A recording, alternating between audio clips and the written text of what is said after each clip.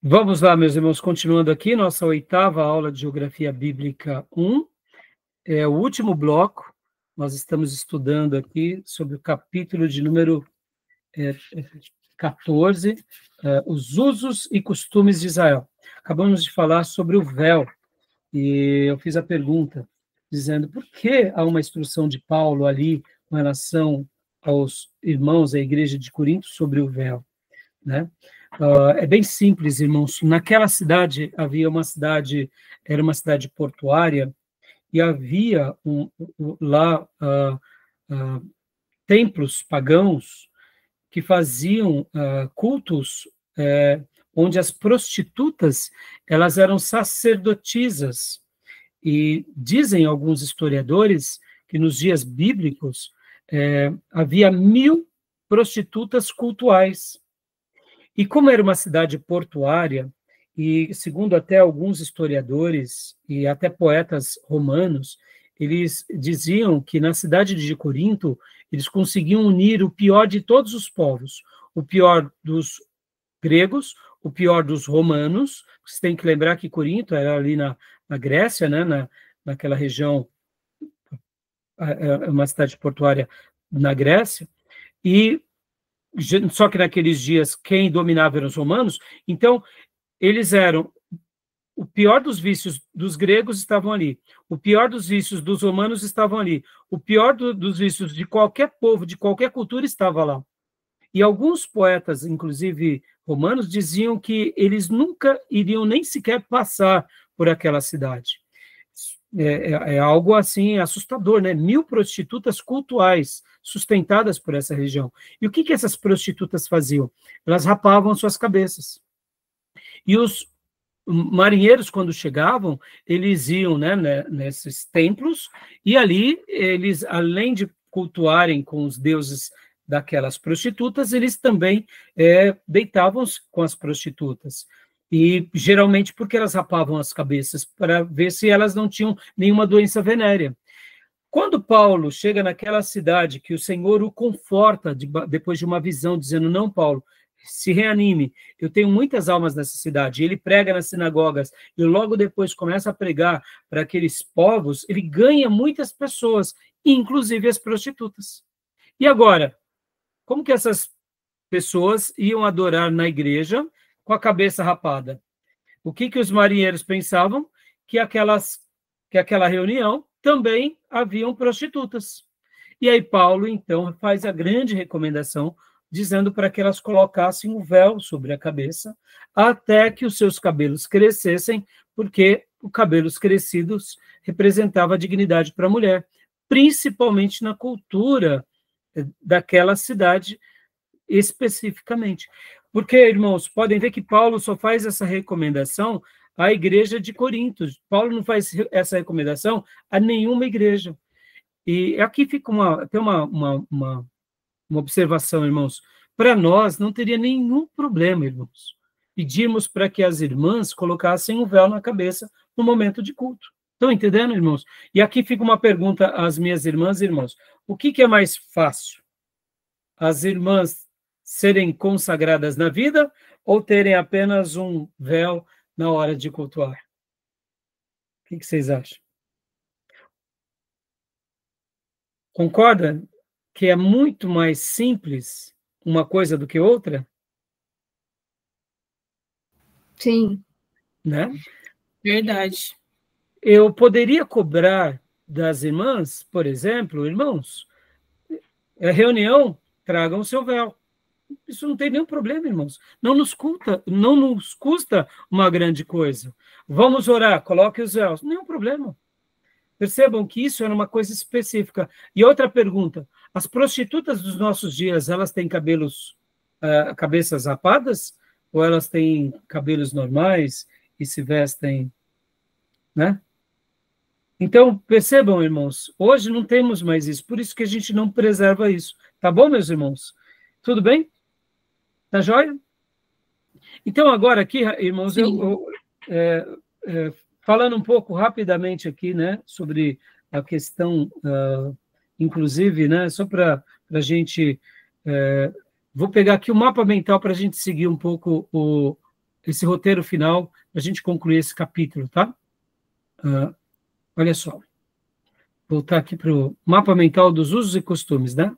Então, só para a gente recapitular um pouco, né? Ó, o pastor Enéas, ele recomenda, né, para que a gente busque os estudos clássicos, as casas, eu já mencionei, né? Os móveis e utensílios, a questão dos alimentos, né, irmãos?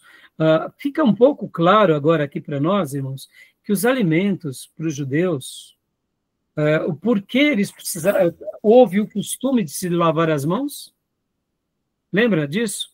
Né? Por causa de você comer, né, dentro dessas panelas, né, dentro dessas bacias. Então fica um pouco mais claro essa questão da higiene. Agora, olha só, essa questão de usar o pão como uma ferramenta para se pegar a comida e lavar as mãos, vamos dizer assim, no Velho Testamento, Deus deixa o Velho Testamento repleto de leis e códigos, inclusive sobre a higiene. O lavar as mãos que os rabinos colocaram, que a gente já vê como tradição, né? Pode ver que Jesus censura muito isso, dizendo que, muitas vezes, eles limpam o copo por fora, mas deixam o copo sujo por dentro, né? Dando aquela ideia de por fora, bela viola, e por dentro, pão bolorento.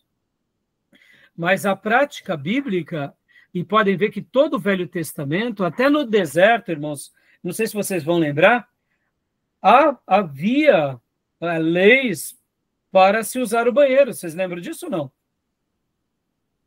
Lá no deserto, como que eram as recomendações? Porque o povo de Deus não ficou 40 anos no deserto, irmãos? Ficou. Você está numa tenda. E aí, como que você vai no banheiro? Então, quem lembra dessa passagem? Qual que era a instrução? Vocês lembram disso, não? Pastor, se eu não estiver enganado, tinha que cavar, né? Exatamente. Se cavava, você depois enterrava. Isso, enterrava, isso mesmo. E o texto diz o seguinte, porque se vocês não fizerem isso, o Senhor, quando passear no arraial, vai ver coisas imundas e não vai abençoá-los. Percebam, irmãos, as leis de Deus do Velho Testamento, elas são tão éticas e morais que até nas coisas mais básicas, o fato da mulher não ir adorar a Deus durante o seu período de menstruação, não é Deus fazendo acepção de pessoas, irmãos. Era porque essa mulher, muitas vezes, no seu fluxo sanguíneo, se ela sentasse em alguma coisa, ela deixava ali sangue. E o sangue gera bicho. Então, percebam, então por que ela se resguardava? Não é porque era de Deus estar preservando aquela irmã. As leis do Velho Testamento, elas não são leis intransigentes, são leis para nos elevar a um posicionamento de uma vida mais saudável. Aqui fica claro a circuncisão, meus irmãos. Isso daqui, até na história mais recente, as mulheres judias são as que menos têm problemas no seu colo do útero. Porque, por causa da circuncisão, até hoje, recentemente, uma prática comum entre os judeus, o pênis masculino fica mais higiênico. Então, o momento em que o casal está tendo a sua relação sexual, não suja a parte interna da mulher. Logo, não sujando a parte interna da mulher, faz com que ela tenha uma saúde uterina muito mais do que as outras mulheres. A questão de um homem e de uma mulher não ter relações sexuais durante a sua menstruação, naqueles dias era preservação do casal. Imagina, irmãos, um hebreu tendo intimidade com a sua esposa no período da menstruação, ambos ficariam machucados, porque não tem como você tomar banho. Percebam, está no deserto, entendeu, irmãos? Aí, por isso que haviam todos esses ensinos. Eram ensinos onde Deus estava dizendo que no momento que eles realmente tivessem esse zelo, eles estariam sendo abençoados. Tá bom, meus irmãos? Né? Então, só para a gente correr aqui, tudo bem até aí? Então é isso mesmo, irmão. Eles tinham que... Ah, eu aqui, deixa eu fazer uma aplicação, viu, irmão? Uma aplicação bem simples. O irmão que vai lá na igreja e, de repente, né, banha, né, o vaso sanitário. Irmão, já perdeu a bênção no culto, viu? Porque no momento que eu sou mal educado na casa de Deus, eu só estou passando uma má educação que eu estou tendo dentro da minha casa. E até aprender a urinar correto, a gente tem que aprender dentro de casa. Para depois ir lá na igreja e ser exemplo, né? Esse negócio de ser mal educado, porque é homem. Não, é homem, tem... Não estou falando que o homem precisa urinar sentado, não, viu, irmãos? Estou falando o seguinte, tem que ter higiene, levantar a tampa, e se fez para fora, vai lá e pega um papel, limpa. Por quê? Porque a gente tem que dar o exemplo para os nossos visitantes. A igreja é um lugar até que nisso a gente ensina aos visitantes, ensina ao próximo, né? Esse negócio de que sou homem e sou relaxado, não. É homem, mas tem que ser educado. Amém, meus irmãos? Senão perdeu a bênção, né? Pastor, o irmão perdeu a bênção, perdeu lá no banheiro, quando, né, tingiu tudo lá. Perdeu a bênção, não adianta depois dar glória a Deus, alto não. Foi um porco, é como se Deus estivesse parafraseando as mensagens do Velho Testamento. O Senhor está passando na igreja, Ele está vendo as nossas atitudes. Esse negócio de tratar a casa de Deus com relapso só demonstra que a nossa casa é uma favela. Por isso que a igreja começa em casa, né, irmãos? Está entendendo? Então, voltando aqui, né? A questão da água a gente já aprendeu, né? E a gente já trabalhou na questão da hidrografia. Uma outra coisa, irmãos, eles tinham poços quando eles podiam e quando não podiam, irmãos.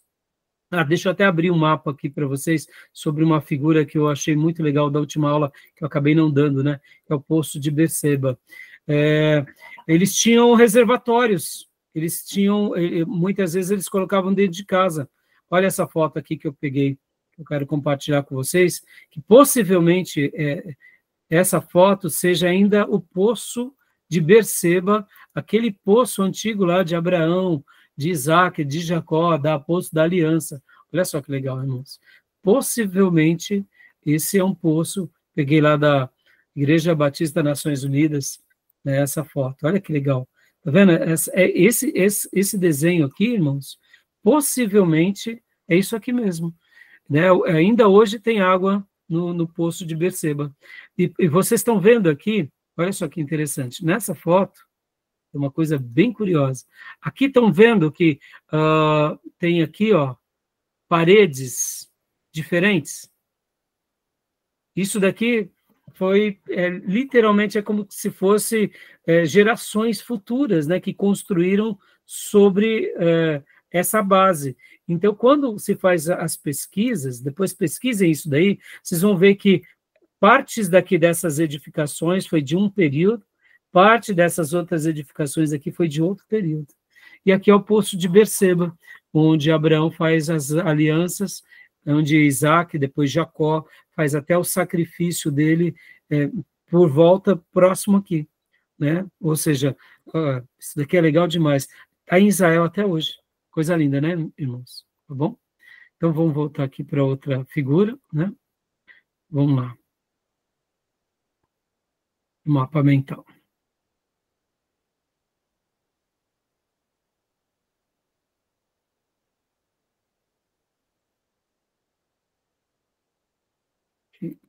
Aqui, rapidamente, né? A questão do vestuário já falamos, né? A questão do vestuário já falamos. Os alimentos também. A questão da família, irmãos. Para o judeu, a família sempre foi a coisa mais importante. E a gente não pode se esquecer disso, que a questão da família é sagrada para nós. Nós sempre fomos monogâmicos, jamais praticamos, principalmente no Novo Testamento, né? A gente vê que Deus permitiu algumas exceções no Velho Testamento, né?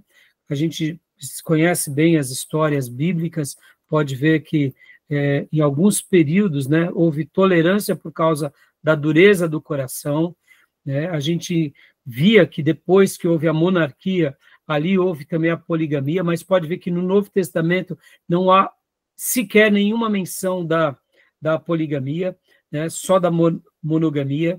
A questão do divórcio, somos totalmente contra, entendemos que há suas exceções quando há a questão do adultério, mas mesmo assim, a gente sabe que o perdão é o melhor caminho, né?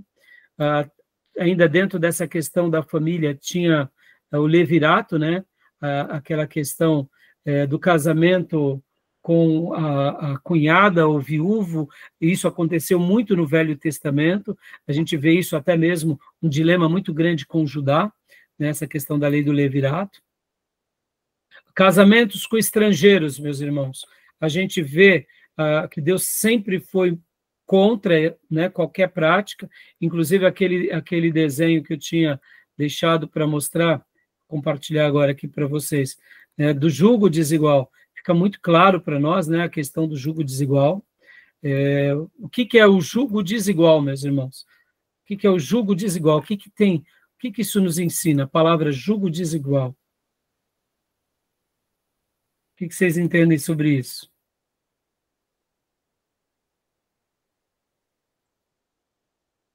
O que é jugo desigual? Notando que hoje vocês estão bem tímidos, né? Pastor, jogo desigual é como se você pegar dois pratos de comida, onde um tem menos comida que a outra.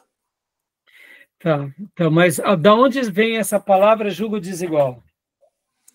Jogo desigual é do... Caramba. Vamos lá, ajudem o nosso irmão. Jugo desigual é um negócio que tem entre os animais, né?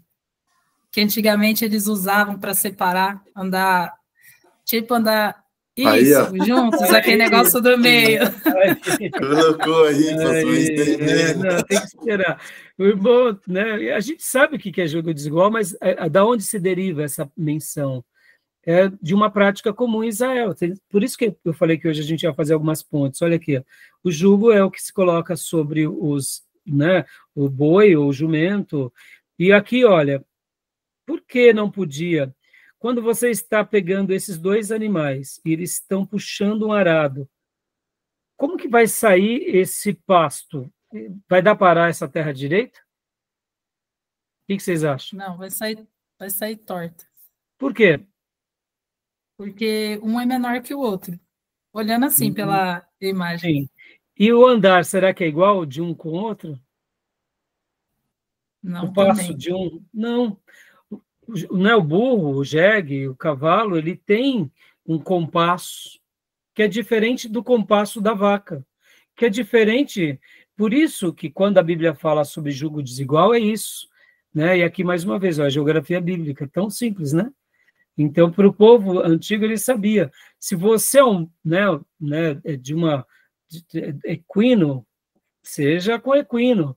É por isso que é um servo de Deus, tem que estar com outro servo de Deus. Não é.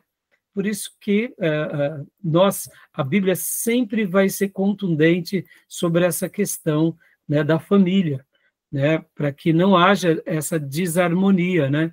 Pode ver que a gente vê que quando alguém, de fato, era inserido na cultura do povo de Deus, era porque ele se convertia ao Deus de Israel. É o caso de Ruth, é o caso de Raabe, é o caso de algumas outras pessoas.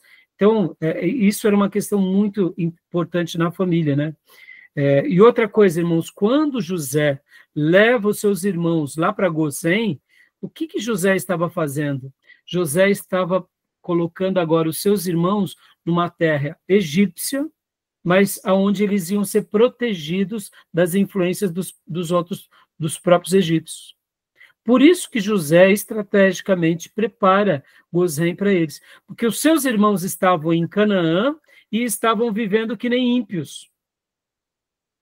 Os seus irmãos estavam em Canaã, casando-se com cananéias e vivendo que nem os ímpios cananeus. Então, agora, José leva eles para Gozém, e lá em Gozém coloca eles e preserva-os, para que eles continuem agora em harmonia, em unidade. E por isso que prosperam. Interessante, né? Eles estavam na terra prometida vivendo como pagão, mas agora o filho predileto de José, de Jacó, leva eles para uma terra aonde eles agora iriam aprender o que era verdadeiramente ser uma família, tá bom? Então, a gente já está quase concluindo aqui, tá, meus irmãos? Então, assim, irmãos, essa questão da família, né, para o judeu, ela é muito importante. A questão, por exemplo, da intimidade, irmãos. Depois leiam direito, né, todos os detalhes. O judeu, irmãos, para o judeu e para o cristão, o sexo é só depois do casamento. E o irmão que é casado ficou viúvo é barbas de molho, até casar de novo. Não tem conversa. Ou a gente é sério com isso, ou a gente se mundaniza com esse mundo, vivendo julgos desiguais, ou vivendo em pecado. O pecado do sexo antes do casamento é fornicação, e depois do casamento é uma vida de promiscuidade. E sexo, quando você já é casado e trai, é adultério. Ou seja, irmãos, o sexo é pro casamento. Pode ver que para o judeu, o noivado já era o anúncio do casamento. Marcou a data do noivado, se tornaram noivos, já tinha a data do casamento. Ou seja, eles até se afastavam para preparar os últimos detalhes e casavam-se. Lembrando que na festa do judeu, o noivo tem mais destaque do que a noiva. Não significa que a noiva não tinha, tá, irmãos? Sem pensamentos machistas, tá? A mulher era muito bem tratada. E um último detalhe, né, na questão da família, o filho mais velho, ele era o primogênito, ele assumia a parte principal da herança. E a mulher, da Bíblia, ela era o grande coração da família, o tesouro do lar. Então, não tem aquela ideia machista, né, desequilibradas com relação à família, tá bom? Tem mais detalhes, depois, qualquer coisa, vejam no livro, tá? Tá bom, meus irmãos? A questão do luto, né, era uma coisa muito importante entre eles, né? Ou melhor, vamos para a saudação. A questão das saudações, né, irmãos? A gente vê que havia um princípio, né, de termos para a saudação, o Shalom Adonai entre os judeus. No Novo Testamento nós vemos a questão de Paulo e os demais apóstolos ensinarem a saudação da graça e da paz, mas é uma coisa que cada igreja vai ter o seu costume, né? Nós, como batistas, gostamos de dar a graça e a paz, mas para o judeu eles davam a paz do Senhor, né? Então, nenhuma novidade. A questão das festas, a gente também havia muitas festas em Israel, e temos aquelas festas mais importantes, né? E Páscoa, Tabernáculo, Dia do Perdão, Festa das Luzes, né? Eram festas bastante prestigiadas, né? A questão, como eu disse, do luto também entre os judeus, eles eram bastante criteriosos, cuidavam do corpo, limpavam o corpo, faziam a cerimônia e zelavam pelo corpo. O judeu, ele faz algo muito bonito nessa questão do luto, né? Porque para o judeu o luto não vai, a pessoa não morre e simplesmente enterra e esquece. É o corpo do seu antepassado. O judeu lembra um pouco o que a cultura oriental fazem com os mortos. Só que na cultura oriental eles misturam com religião. Eles oram aos mortos, eles conversam com os mortos. Nos judeus, não. Os judeus, eles valorizam, pode ver que até hoje, irmãos, eles têm lá em Israel o possível lugar onde está enterrado Abraão, Isaac, Jacó, Davi, ou seja, é um lugar sagrado. No sentido assim, são os restos mortais daqueles que foram os grandes líderes do nosso povo. Então, assim, sem idolatria, sem misticismo, o que a gente aprende com isso? Que os restos mortais dos nossos entes queridos importam. Na cultura brasileira, pode ver que a pessoa morre e depois ela é esquecida. Depois se acende vela, depois se tem missas e etc. e tal. E esquece as ossadas da pessoa que morreu. Para o povo de Deus, não, irmãos. O povo de Deus, guardem isso, esse resgate do que os judeus faziam, pode ver que na história do cristianismo isso foi preservado. E com a reforma protestante, isso também. Por exemplo, onde está enterrado Lutero, onde está enterrado Spurgeon, onde foi enterrado Martin Luther King, essas grandes pessoas que marcaram a história do cristianismo devem ser lembrados, não com idolatria, nem para adorar ou para orar a eles, mas os restos mortais de alguém que descansa em Deus até a ressurreição, tá bom? Então, tudo bem até aí? E só para a gente estar encerrando aqui o último ponto, né? Eu também, aqui, formas de colonização hoje, né? Hoje eles têm as suas, aqui no livro texto, o nosso querido pastor Enéas, ele deixa as formas de colonização de Israel hoje em dia, os kibbutz, né? Os moshavs, Shituf, e aí ele explica no livro texto. E eu separei aqui, irmãos, para a gente estar encerrando essa aula de hoje, deixa eu mostrar aqui para vocês algumas coisas, né, que não deu tempo, eu queria ter mostrado, mas rapidamente eu vou mostrar aqui para vocês, né? Olha só, essas figuras aqui. Vou mostrar aqui para vocês algumas figuras. Eu vou ter que deixar para fazer, talvez semana que vem, eu vou pensar. Aqui, ó, a história de Ruth, lembra quando Ruth, ela vai pegar os alimentos, né? Noemi fala para ela ir no campo, porque havia um parente de Ruth que podia ajudá-los, né? Eles estão ali malhando trigo, então, fazendo a colheita dos cereais, né? E aí passavam-se primeiro as pessoas colhendo, e depois o que sobrava, os pobres poderiam entrar, né? E eu separei aqui, ó, esse daqui é uma plantação de lentilha, tá? E eu ia falar para vocês sobre as lentilhas, né? Vou deixar para a próxima aula, então, meus irmãos. Aqui, ó, eu vou deixar para a última aula, para a aula não ficar muito longa. Eu vou começar a próxima aula falando sobre tudo isso daqui. Aqui, no caso, uma eira, né? Isso daqui é uma eira. Eu vou explicar para vocês o que é a eira. Isso daqui é um lagar. E vou explicar para vocês também o que é o lagar. Deixa eu pegar aqui, ó. Bom, mas eu quero mostrar com mais detalhes e fazer algumas passagens com a Bíblia, ó. Aqui mais um lagar, tá vendo? Ali naquela foto era uma foto de um lagar, onde eles pisavam as uvas e escorre aqui o caldo, né? Depois eles reservavam, mas antes de reservar, eles deixavam aqui decantando. E por que pisavam e não trituravam com o objeto, né? Podem ver que nessa figura aqui, dá até para ver aqui alguns pés, né? Pisando, ó. E por que se pisa, né? Isso daqui é feito na rocha, irmãos. Que legal, né? Então, eu vou mandar para vocês depois. Aqui é uma outra eira, a eira, ó, tá vendo? Uma outra eira onde eles malham o trigo. Muito legal. Aqui, ó, a eira de Araúna, onde Davi vai lá e compra. Aqui as figueiras que estão lá no Getsemane. Figueira não, oliveiras. Estão lá no jardim do Getsemane.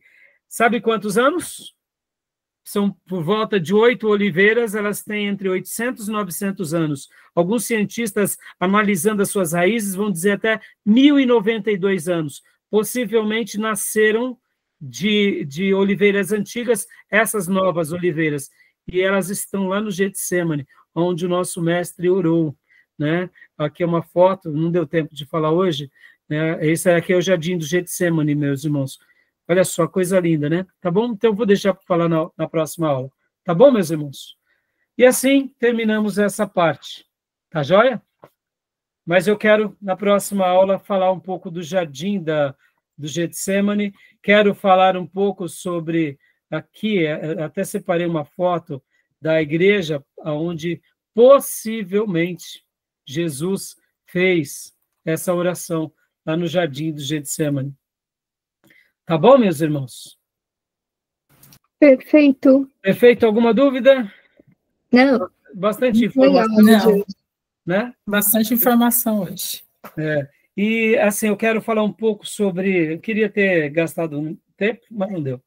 Quero falar um pouco sobre Getsemane, a videira, malhar o trigo, e depois o campo de lentilha, e também separei até algo sobre o aguilhão. Vamos ver se dá para a próxima aula. Porque na próxima aula e última aula, meu irmão, meus irmãos, a gente vai falar sobre as cidades de Israel, né?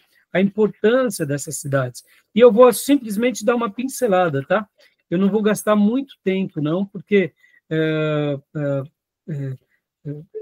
o livro-texto ele é bem completo sobre isso, tá? Mas a gente vai estar fazendo a última aula e assim, logo depois vamos para a prova. Mas eu quero gastar um tempo sobre o Getsemane, as oliveiras, a videira, né? O lagar, irmãos.